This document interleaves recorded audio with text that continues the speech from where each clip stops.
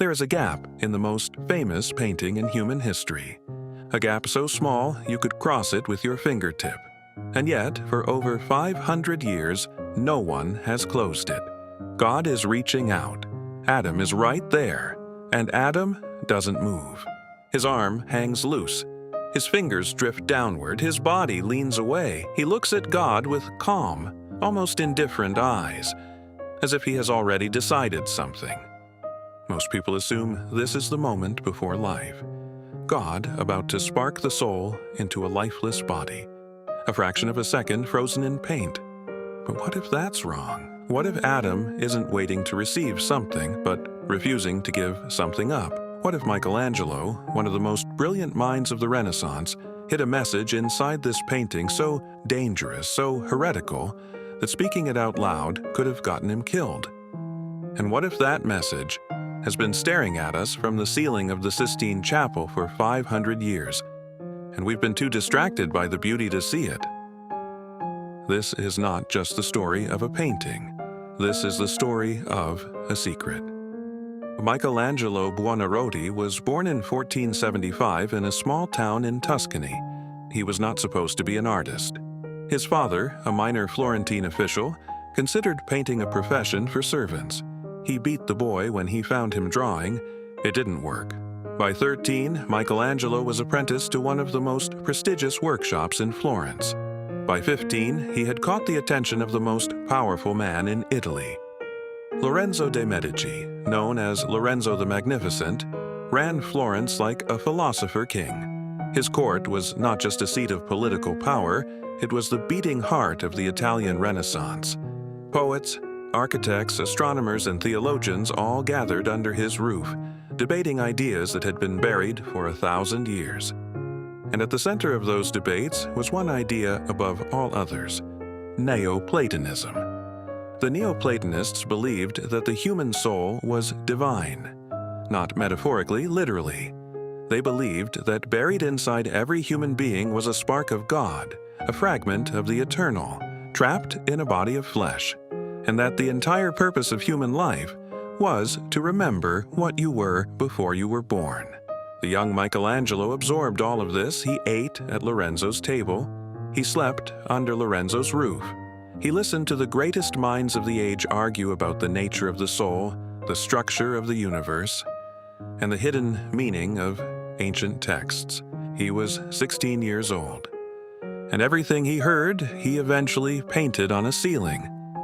In 1508, Pope Julius II summoned Michelangelo to Rome with a commission that terrified him. Paint the ceiling of the Sistine Chapel. Michelangelo protested. He was a sculptor, not a painter. The ceiling was enormous, over 500 square meters of curved, impossible surface, 40 meters above the floor. He had no experience with large-scale fresco work. Julius II did not care. For 4 years, Michelangelo worked almost entirely alone. He fired most of his assistants within the first months. He designed his own scaffolding system. He developed new techniques for wet plaster that no one had used before. He worked lying on his back, paint dripping into his eyes. He developed a spinal curvature that stayed with him for the rest of his life.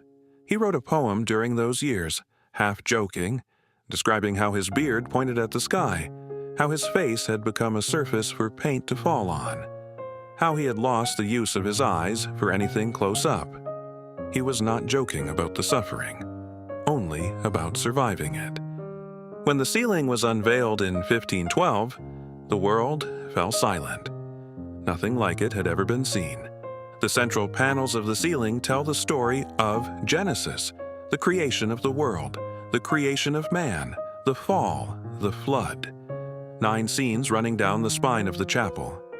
And the most famous of them all is panel number 4. God, wrapped in a swirling red cloak surrounded by figures, extends his right arm across the void. Adam, newly formed from the earth, reclines on a barren slope and raises his left arm in a mirror image, almost, but not quite, meeting the divine hand. For centuries, this was read as a simple narrative image. God giving life, man receiving it. Then, in 1990, a physician named Frank Meshberger published a paper in the Journal of the American Medical Association that changed everything. He noticed something that had been hiding in the image for nearly 500 years. The shape surrounding God, that flowing red mantle, the figures clustered inside it, the scarves and shadows and folds of fabric, is not a random compositional choice. It is a perfect anatomical representation of the human brain. The outline matches the cerebral cortex. The green scarf trailing below corresponds to the vertebral artery. The figure behind God's shoulder mirrors the shape of the pituitary gland. The positioning of the angels inside the mantle corresponds to known structures of the brainstem. Michelangelo had dissected human corpses, illegally, in secret. Beginning in his late teens, with permission from a prior at the Church of Santo Spirito in Florence who looked the other way, he spent years cutting open cadavers and studying what was inside. He knew the human brain with surgical precision, and he painted it on the ceiling of the most important Catholic church in the world, with the Pope watching, and no one noticed for 500 years. But why? This is where the Neoplatonism comes back. For Michelangelo, the brain was not just an organ, it was the seat of the divine intellect, the place where God and man could meet. In Neoplatonic philosophy, reason, pure contemplative reason, was the faculty that connected the human soul to the eternal. It was the highest part of man, the part that was made in the image of God. So what Michelangelo painted was not God reaching down to touch a body, and he painted God emerging from the human mind. The message hidden in that image is radical, even by modern standards. It suggests that God is not separate from man, not a figure in the sky issuing commands, but something that lives inside human consciousness, inside the brain, inside thought itself. And now, look at Adam again. He is not lifeless. His body is already formed, already powerful, already awake. He isn't waiting for the touch to animate him. He is already complete. The gap between the fingers is not the moment before creation, it is the moment of recognition. Adam realizing, in the Neoplatonic sense, that the divine is already inside him, that he doesn't need to grasp for it, that he never did. The touch, if it happened, would be redundant. Now go deeper, because Michelangelo was not working only with Renaissance philosophy. He had access to texts that most people in the 15th century had never seen. The Dead Sea Scrolls would not be discovered until 1947, but there were older traditions, Jewish mystical texts, apocryphal writings, fragments of the Book of Enoch, that circulated among scholars in Florence. The Medici library contained manuscripts that had been hidden for centuries. In some of these traditions, the story of Adam is very different from the version in Sunday school. In certain readings of the Genesis account, Adam was not a simple man of clay waiting to be switched on. He was the first being to contain within himself the full image of God, male and female, heaven and earth, finite and infinite, all held together in one form. He was not incomplete. He was almost too complete, too close to the divine to be safely left in the garden. Which raises a question that Michelangelo may have been asking with his brush. What if Adam isn't pulling away out of laziness or passivity? What if he already knows something God hasn't said yet? What if the gap between those fingers is not a space waiting to be closed, but a boundary being consciously maintained?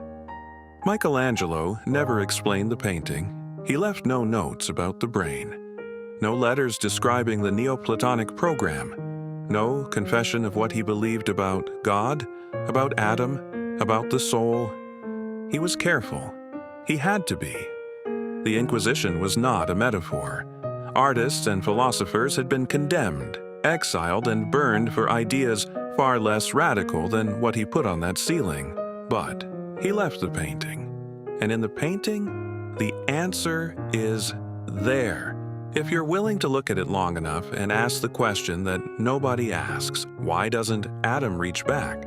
Because he doesn't need to. Because the divine is not something coming toward him from outside. Because it was already there, inside him from the very first moment, painted into the ceiling of a chapel in Rome by a man who spent 4 years on his back, half blind, in pain, quietly encoding the most dangerous idea of his age into the most visible surface in Christendom. The gap between those fingers is not emptiness, it is everything. If this video made you see something you hadn't seen before, share it with someone who looks at art and thinks they've already understood it. And if you want to go deeper into the hidden theology of the Renaissance, the secrets buried in the greatest works of human history, subscribe. There is a lot more to see.